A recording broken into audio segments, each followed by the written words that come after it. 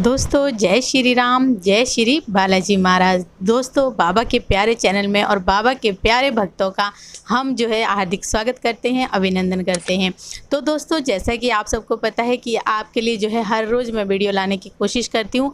और जो है दोस्तों आज की जो भी वीडियो है हमारी वो भी बहुत ही ज़्यादा महत्वपूर्ण है और बहुत ही ज़्यादा इंटरेस्टिंग है, क्योंकि आज जो है दोस्तों आपको पता चलने वाला है कि जो है आत्माएं क्यों भटकती हैं, उनकी सदगति क्यों नहीं होती। हमने बहुत सारे लोगों को कहते हुए सुना कि हमने जो है अपने पितरों को, अपने पूर्वजों को जो हमारे घर के एक्सपायर हो गए हैं पहले, उनकी जो है हमने सारी जो कर्म कांड होता है सब चीज़ें हमने करवाई है, सब कुछ दान पुण्य हमने किया है, फिर भी वो कहीं ना कहीं हमें जो है महसूस हो रहे हैं अपने घर में, अपने आप में। तो ये सारी बातें आप बता दें। और बहुत सारे लोगों के मन में शायद ये सवाल था, तो आज मैं जो है दोस्तों आपके लिए ये वीडियो बना के लेके आ रही हूँ। तो दोस्तों अंत तक बने रहें। अगर वीडियो अच्छी लगती है तो लाइक ज़रूर करें, साथ में जो है दोस्तों शेयर करें, कमेंट करें और चैनल को ज़रूर सब्सक्राइब करें। साथ में बेल आइकन है उसको प्रेस करें ताकि आने वाली हर एक वीडियो की नोटिफिकेशन सबसे पहले आप तक पहुँच जाए। और दोस्तों कमेंट करके भी ज़रूर बताएं कि आपको जो है वीडियो कैसी लग रही है।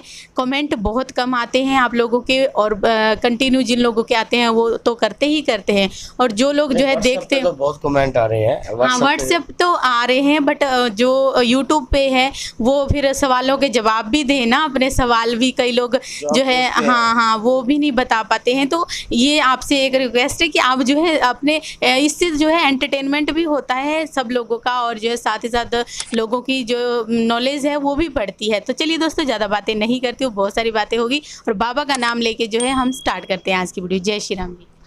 जय श्री राम, जय श्री बालाजी सरकार।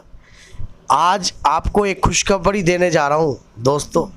खुशखबरी है, दिल खुश हो जाएगा और अंदर से गार्डन गार्डन हो जाएगा। और आपने एक फिल्म नहीं देखी गुलशन कुमार की, वो उसमें ऐसे ऐसे वाला बोलता है दिल गार्डन गार्डन हो गया। तो आज क्यों हो जाएगा वो दिल गार्डन गार्डन, मैं आपको बताऊंगा। क्योंकि आज श्री बालाजी सरकार जो कि मेहंदीपुर धाम के पट बंद थे और आज वो ओपन हो गए हैं, मानो खुल गए हैं भक्तों के प्यार के लिए। बाबा का प्यार बंद में भी था और खुलने के बाद जिनके अंदर तड़प होती है प्रभु के प्रति, वो तो भैया अंदर से खुद खुश होंगे जैसे मैं हो रहा हूँ। क्योंकि देखो बालाजी जो शक्ति है, श्री बालाजी महाराज, वो हर जगह हनुमान जी का वास है, ऐसा कोई संदेह नहीं है। ये नहीं कि मेहंदीपुर बालाजी में ही मेहंदीपुर का वास है, क्योंकि जितना राम का नाम होगा उतना बाबा का हर जगह काम होगा। किसी भाई साहब ने कमेंट किया हुआ था बहुत लंबा, इतना से इतना लंबा, तो उसका मैं ये बात आपको बता रहा हूँ कि बाबा की शक्ति अनगिनत है, एक जगह सीमित नहीं है वो शक्ति, और वो हर जगह है। लेकिन एक स्थान पूजनीय होता है जहाँ जिसकी मानता होती है, जो जहाँ कोई चीज प्रकट होती है।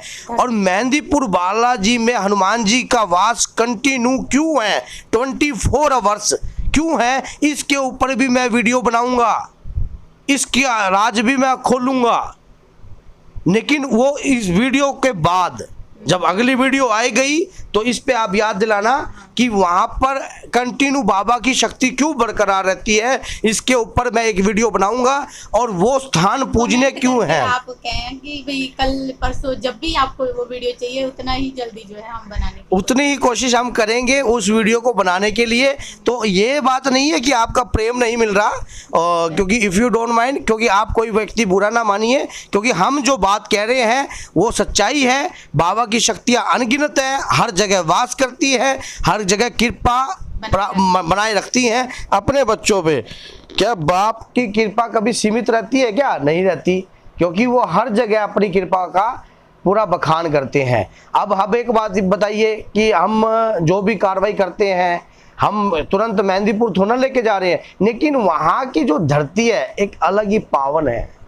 जैसे मैंने आपको बताया था कि यहाँ भाई समाधि पे रतीले वो मान लो कि हमारा एक अपनापन लगता है ना, एक हाँ भाई हमारे मान लो हमारा घर है वो एक किस्म का, क्योंकि वहाँ पर एक अपनापन खिंचाव है हमारे को, एक पूजनीय स्थान है, उसकी बखान अब मैं कर नहीं सकता।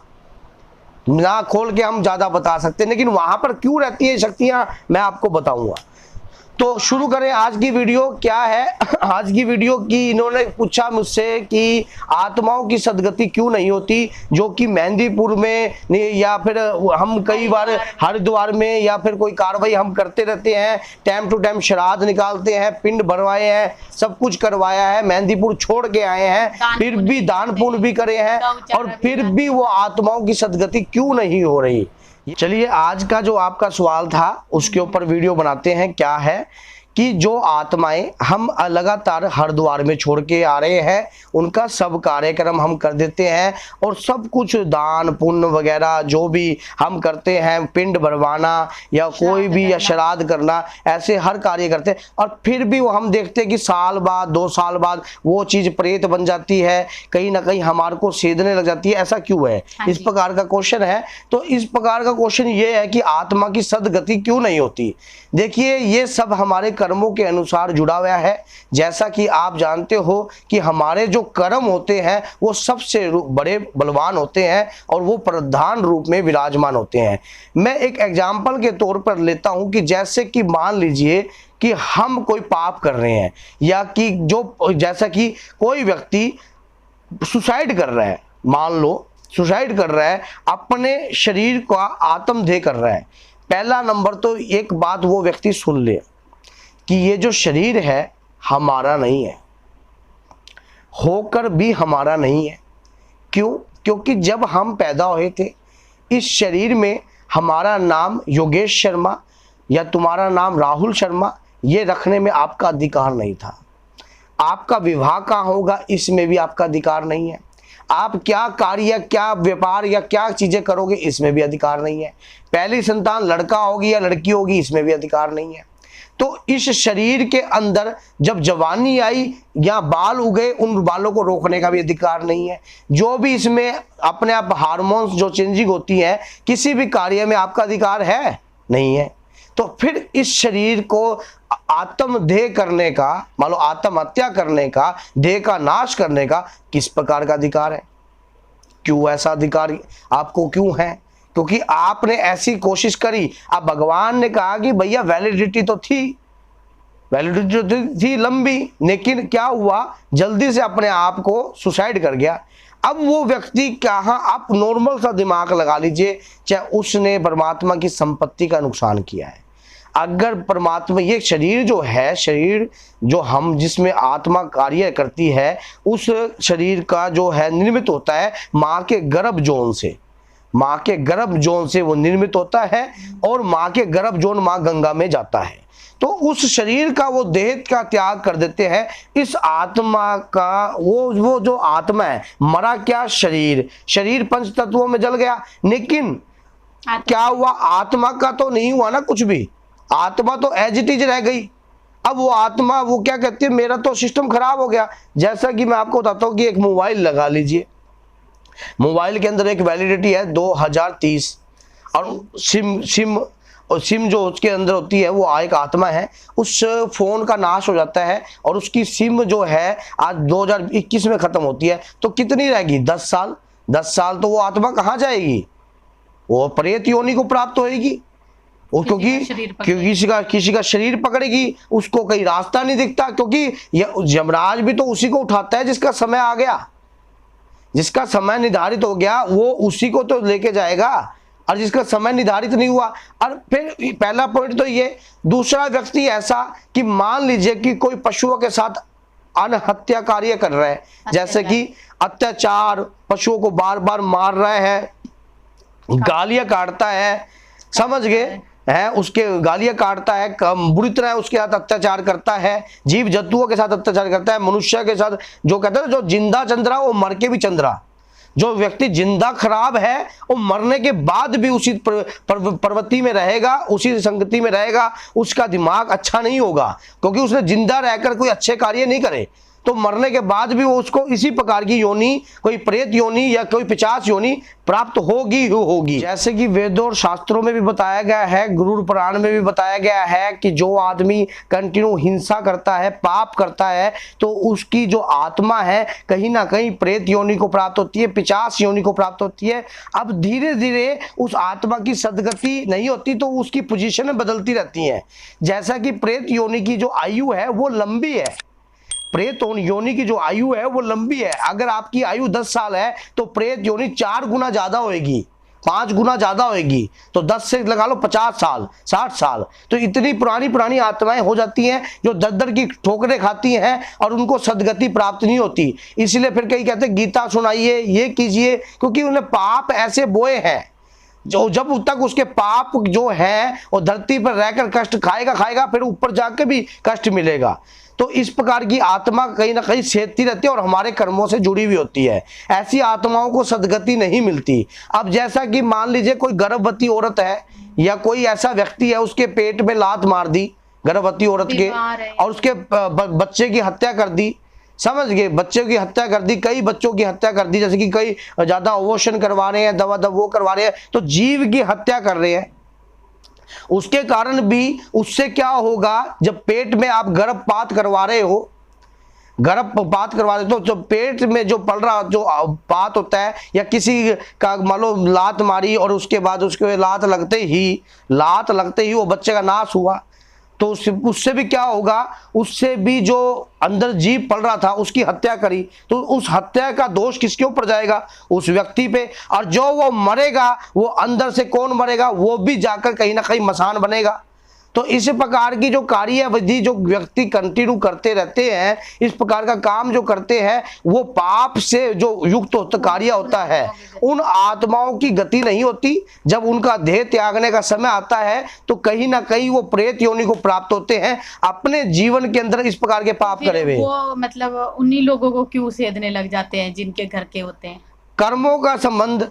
अब उन लोगों को क्यों सेधते हैं? मान लीजिए कोई व्यक्ति है, अब मान लीजिए वो क्या है, उसके पास खुद का शरीर तो है नहीं, अब वो क्या करेगा, सुनते आप पुकार हो नहीं, तो वो क्या करेगा, कहीं ना कहीं घर में वो चीजें सेधने लग जाती हैं और वो बार बार हमको इंडिकेटर देती है प्रेत योनि का, पिशाच योनि का। फिर आप उस चीज को समझ नहीं रहे, पहचान नहीं रहे, तो उसकी फिर आदत बन जाती है। वो प्रेत योनि इसी को ही कहते हैं कि वो आदत बन जाती है, वो प्रेत बन जाता है, फिर वो गलत काम करता है, फिर वो उसके बाद वो सेधने लग जाता है। और या किसी की इच्छा नहीं होती मरने की, मान लो किसी की इच्छा नहीं है, अचानक एक्सीडेंट हो गया या अचानक कोई रेल के आगे गिर गया, उसके मन तो नहीं था ना मरने का और उसकी इच्छा के विपरीत कार्य हुआ है, तो उसकी इच्छा, वो क्या करेगा, उसका मन नहीं था मरने का, तो उसकी क्या होगा, उतना समय उसका प्रेत योनि में होगा। तो ये भी अब जैसे आप कई लोगों का क्वेश्चन ये भी हो सकता है कि शुरू में आपने कहा कि जो अपने शरीर का त्याग करता है, परमात्मा की संपत्ति है, वो सडनली कोई व्यक्ति गिर गया, ये कहीं ना कहीं कर्मों में जुड़ा हुआ है, उसके कर्मों में जुड़ा हुआ है कि इतने समय उसने प्रेत योनि में काटने हैं। समझ गए, हमारे कर्म जो है वो प्रधान रूप में है, उन कर्मों के, तभी कहते हैं कि अपने जीवन काल के अंदर इस प्रकार के कर्म करने चाहिए कि अंत समय में, देखिए आप अंदाजा लगा लीजिए, अपने इर्द गिर्द अपने नजरें घुमा लीजिए कि अपने जीवन काल के अंदर जो व्यक्ति जीते जी, तो वो क्या है, जवानी में तो कभी राम का नाम लेगा नहीं, लेकिन बुढ़ापे में जरूर राम राम लेगा। बुढ़ापे में आकर उसको अकल आने लग जाती है कि मेरे को राम नाम लेना चाहिए, कहीं ना कहीं मुझे सदगति चाहिए। तो ये कहीं ना कहीं उनकी कमी होती है, जो जीवन में शुरुआत में तो अच्छा कार्य करते नहीं, लेकिन एंड टाइम पे इस प्रकार का कार्य करते हैं। तो ऐसे जो लोग हैं कि अगर शुरू से ही अपना शरीर को तप दिया जाए भगवान नाम का, तो शरीर को आपका बुढ़ापा गॉड गिफ्ट के तौर पे लिखवा लीजिए। जब भगवान के नाम का जवानी नहीं आपने त्यागी, अपनी जवानी के अंदर तप नहीं किया, शरीर को तपाया नहीं प्रभु भक्ति के अंदर, तो बुढ़ापे में आप राम नाम लेकर क्या चाहते हो कि मुझे रास्ता मिल जाए? तो ये कहीं ना कहीं अपने जीवन में हमने पाप करे, कई प्रकार इस प्रकार के अभद्र कार्य करते हैं हम, और कई बार ऐसी हत्याएं कर जाते हैं या इस प्रकार का मानो अनजाने में कार्य कर जाते हैं, तो वो कहीं ना कहीं हमारे लौट के सामने आता है, किसी न किसी के रूप में आता है, किसी न किसी के हमारे घर में जो कर्म जुड़े हुए हैं उस आत्मा के साथ। अच्छा, फिर ये जो लेन देन है, इस आत्मा का। अब वो आत्मा का लेन देन होगा भैया, जैसे कि उसके जीवन काल में, अभी जैसे इन्होंने कहा कि घर में पड़ी हुई आत्मा सेधती है, मान लीजिए मैं उस आत्मा का लेन देन है उस घर के साथ, अभी रह रहा है, अभी लेन देन रह रहा है, तकरीबन कितना, तकरीबन 3-4 लाख रुपए का। जब तक वो 3-4 लाख रुपए वो आत्मा के चक्कर में कहीं इधर जा उधर जा, ये जा वो जा, वो लगाएगी नहीं, उसका संबंध टूटेगा नहीं, उसका पूर्ण रहेगा नहीं। और जैसे ही वो पूर्ण हो जाएगा वो शरीर पे सेधना बंद कर देगी। तो ये लेन देन भी बहुत बड़ी है जो हमारे कर्म के साथ जुड़ा हुआ है किसी न किसी के साथ। क्योंकि आप देखें ना, ग्राहक, परमात्मा और मृत्यु है, ये कभी आपको बता के नहीं आएंगी, ये अचानक ही सडनली कार्य में आपके हस्तक्षेप कर देंगी। तो इसी प्रकार से जो मैंने आपको बताया कि इस प्रकार की आत्माएं जो कर्म से जुड़ी हुई हैं, जो पाप करती हैं या गलत कार्य, उनकी सदगति नहीं होती। तो उनकी सदगति क्या मेहंदीपुर बालाजी में? मेहंदीपुर बालाजी हर आत्मा की सदगति है। हाँ, किसी ने कमेंट करके यही बात कही थी कि हम जो है बालाजी को मानते हैं, हनुमान जी को भी मानते हैं, वो सभी लोग मानते हैं, पर जिन लोगों के मतलब घर में दिक्कतें हैं या परेशान है, उनकी तो सदगति मेहंदीपुर बालाजी में ही होगी। या फिर भैया मेहंदीपुर बालाजी में सदगति इसलिए होती है, उन भैया को मैं ये बात बता दूं, वहां पर कार्य चलता है। मैं आपको इस पे एक वीडियो बनाऊंगा, आप मेरी वीडियो जरूर सुनना कि वहां सदगति क्यों प्राप्त होती है। मैं ये नहीं कह रहा कि हनुमान जी की शक्तियां हर जगह बखान है, हर जगह हनुमान जी की शक्तियां जाती हैं, हर जगह। ऐसी जगह कोई नहीं है जहां हनुमान जी का वास ना हो, लेकिन जहां राम का नाम होगा वहां हनुमान जी का वास जरूर होगा। लेकिन ये बात आज सुन लेना कि मेहंदीपुर में ऐसा कार्य क्यों विशेष है, क्या कारण है, क्या रीजन है। क्वेश्चन मार्क खड़ा हो गया होगा तो इसके ऊपर पर्दा हटाऊंगा। इसके ऊपर आप ही व्यूज दे दें या तो करके आप क्या रीजन है वहाँ का, क्यों वो इतनी धरती पवित्र। चलो मैं आज यही क्वेश्चन आपसे पूछ लेता हूँ कि वो धरती इतनी पवित्र क्यों है, क्या है, किसी का क्वेश्चन है तो ये क्वेश्चन आपके माध्यम से है। मैं जब बताऊंगा तो आपको बता दूंगा, मैं जब आपको बताऊंगा तो उसका भी मैं पर्दा और राज खोल दूंगा कि यहाँ भी क्या है, क्या रीजन है। अगली वीडियो याद रखना कि इसके ऊपर जरूर बनेगी, आपके व्यूज आज जो नीचे आ जाएंगे उसके बाद हम अगली वीडियो जरूर बनाएंगे। तो ये मैंने आपको बताया, कुछ ऐसी और बतेरी बातें हैं जो आत्माओं की सदगति होने से रोकती हैं। अगर कोई वीडियो बनाते समय बात मिसप्लेस हो जाती है, क्योंकि ऑन कैमरा कई बातें हमारे दिमाग में सडनली याद नहीं होती, लेकिन कहीं ना कहीं ऐसी बहुत सी बातें होती है जो आत्माओं की सदगति करने से रोकती हैं। और वीडियो को अगर मैं बोलता रहूंगा तो लंबी बन जाएगी बहुत। तो इसी प्रकार से मैं इसको विराम देता हूँ, और इस प्रकार की कर्म हमें नहीं करने चाहिए जिसके कारण हमें अंत समय में जाकर पछताना पड़े और प्रेत योनि प्राप्त करनी, और आत्महत्या का कभी कार्य ना करें। मैंने आत्महत्या पे वीडियो बनाई थी पीछे, तो उस पे भी आप देख लेना, आत्महत्या पे वीडियो बना रखी है मैंने। तो दोस्तों कैसी लगी आपको ये वीडियो, लाइक कीजिए, शेयर कीजिए या ना कीजिए, आपकी इच्छा है, क्योंकि हम तो बाबा के प्यारे हैं और आप भी बाबा के प्यारे हो। एक बार फिर आपके परिवार के लिए बोलिए श्री बालाजी महाराज की। आज मेहंदीपुर मंदिर खुल चुका है और बहुत ज्यादा हमें खुशी है और उत्साह भी है अंदर से, तो आप में भी बड़ा उत्साह होगा। तो लगा दीजिए जोर से नारा, बोले श्री बालाजी सरकार की, श्री प्रेतराज दरबार की, बोल सच्चे दरबार की। जय श्री राम, जय श्री राम, जय श्री राम।